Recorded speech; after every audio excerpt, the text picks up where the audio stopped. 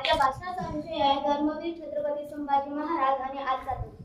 जगद्गुरु तुकोबाराय असं म्हणतात, पुत्र गवयाचा जसा तिन्ही हलवी झेंडा आणि हा झेंडा हलवण्याचे कार्य माझ्या संभाजी राजांनी 9 वर्षाच्या कारकिर्दीत तब्बल 120 लढाई लढल्या, परंतु एकाही लढाईत पराभूत न होणारा राजा म्हणून श्री तुकडा याला फक्त संभाजी महाराजांच्या नावाचीच नोंद घ्यावी लागली. आजकालच्या तरुणाची अशी झाली अवस्था की पुत्र जावई पुंटा आणि त्याचा फक्त सोशल मीडियावर ट्रेंड.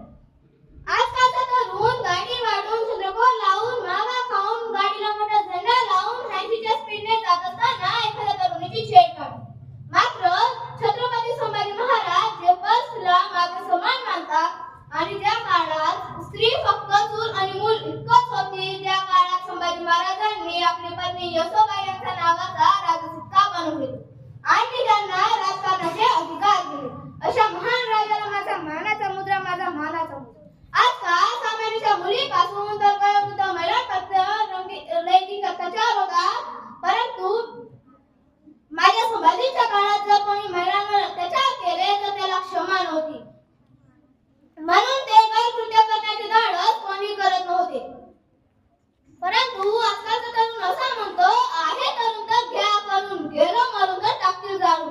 देशभक्तीचा वारसा सांगणारी या देशाची वेष्णांच्या आहारीसह जिंगजिंग धिंगाण होते, परंतु माझ्या संभाजी महाराजांना सुपारीच्या तुकड्याचे सुद्धा व्यसन नव्हते.